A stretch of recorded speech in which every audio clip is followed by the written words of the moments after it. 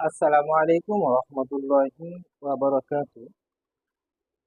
আমরা আজকে পড়বো নতুন একটা জিনিস শিখবো। আগে একটা ভিডিও দেওয়া হয়েছিল আপনাদের সামনে, তো সেটা কি একটু উদাহরণ দেওয়া বুঝিয়ে আনো হয়েছিল। তো এখন আমরা পড়বো কি পেশ। কোনটি পড়বো? পেশের বর্ণনাটা আমাদের হবে ইনশাআল্লাহ তাআলা। এটা কি? আলিফ। যখনই এর এখানে কোনো কিছু হারাকাত এসে যাবে তখন কিন্তু এটি হামজা হয়ে যাবে। তাহলে কি পড়বো? এটা রিডিংটা কি হবে? হামজা পেশ উ। এটা কি বানান করে রিডিং করা হচ্ছে? হামজা পেশ উ।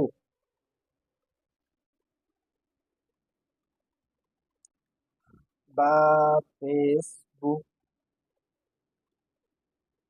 বা ফেসবুক,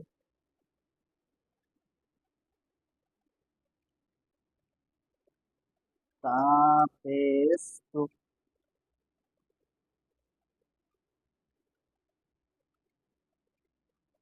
সা ফেসবুক, সা ফেসবুক,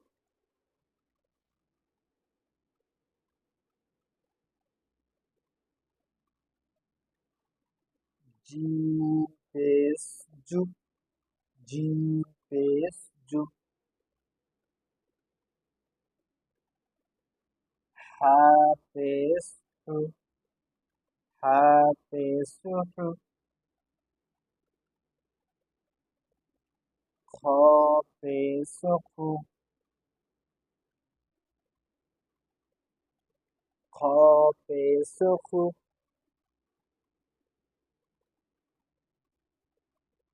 দাল ফেসবুক, দাল ফেসবুক, র ফেসবুক,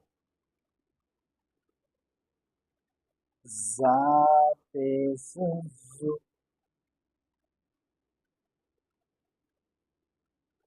সিন ফেসবুক,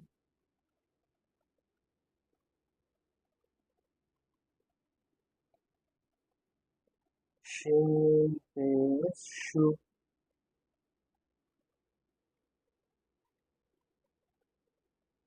صاد فيصبح،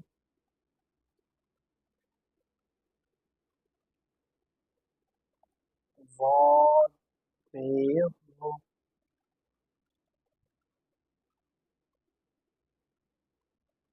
طاء فيصبح، طاء فيصبح، ضاد فيصبح،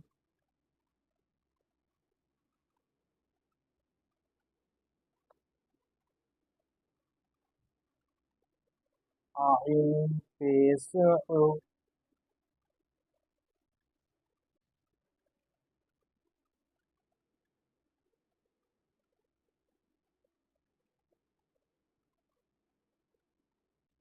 غين فيصبح،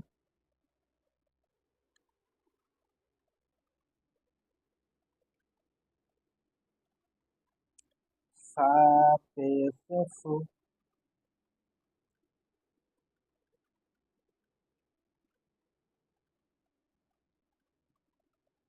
قاف فيصبح،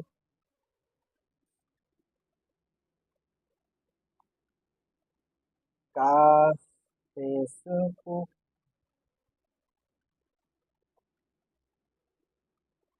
لام فيصبح،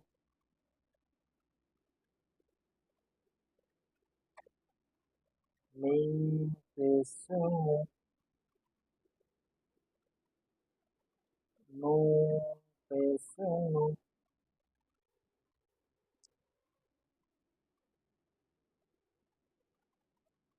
واو فيصبح،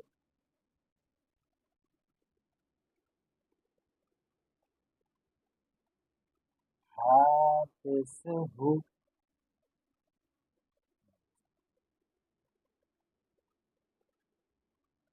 এটা কিন্তু হামজা, জায়গাটা শর্ট, ওই জন্য একটু একবারে পড়িয়ে নিচ্ছি, আবার দ্বিতীয়বার পড়ছি না। হামজা ফেসবুক,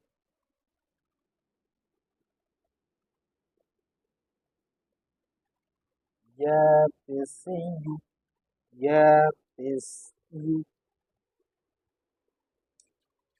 তো একটু রিডিংটা করে নি, এটা আমরা বানান করে করে রিডিং করলাম। হামজায় পেশ আছে ওই জন্য কি হবে উ। প্রথমে আমরা পড়েছিলাম কি যে পেশযুক্ত অক্ষরের আওয়াজ কি হয়, সামনের দিকে যায় আর ঠোঁটটি ঠিক এরকম গোল হয়, ঠোঁটটি গোল হয়। তাহলে হামজায় পেশ আছে, তাহলে রিডিং কি হবে উ। বায়ে পেশ আছে, রিডিং কি হবে বু। তায়ে পেশ হলে রিডিং কি হবে তু। সায়ে পেশ হলে রিডিং সু। জিমে পেশ হলে জু। হায়ে পেশ হলে সু। ছয়ে পেশ হলে খু। দালে পেশ হলে কি রিডিং হবে দু। জালে পেশ হলে রু। রয়ে পেশ হলে রু। জায়ে পেশ হলে জু। সিনে পেশ হলে সু। শিনে পেশ হলে সু। সদে পেশ হলে কি হবে সু। জদে পেশ হলে রু। টয়ে পেশ হলে টু। ভয়ে পেশ হলে রু। আইনে পেশ হলে উ। ওয়াইনে পেশ হলে রিডিং কি হবে বু। ফায়ে পেশ হলে রিডিং কি হবে সু। কফে পেশ হলে উ। কাফে পেশ হলে রিডিং কি হবে উ। লামে পেশ হলে লু। মিমে পেশ হলে রিডিং কি হবে মু। নুনে পেশ হলে রিডিং হবে নু। ওয়াবে পেশ হলে রিডিং হবে উ। হায়ে পেশ হলে রিডিং কি হবে হু। হামজায় পেশ হলে রিডিং হবে উ। ইয়ায় পেশ হলে ইউ। এটা আমাদের রিডিং হয়ে গেল।